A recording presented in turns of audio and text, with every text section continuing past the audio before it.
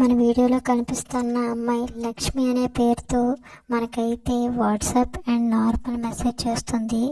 తన ఫ్రెండ్ లాగా మనల్ని పరిచయం చేసుకోవడం గురించి ముందైతే నార్మల్ మెసేజ్ పెట్టి తర్వాత వాట్సాప్కి లింక్ చేయమంటుంది. లింక్ చేసిన తర్వాత మనీని అయితే 100 రూపీస్ పంపించమంటుంది. వాళ్ళ మదర్ ప్రామిస్గా చెప్తుందంట. తను మాత్రం ఎలాంటి తప్పు చేయట్లేదంట. పైగా తన గురించి ఇంకేమైనా డీటెయిల్స్ కావాలనుకుంటే మనకి 5000 రూపీస్ ఆమె అకౌంట్కి పంపిస్తే ఆమె మొత్తం చెప్తుందంట.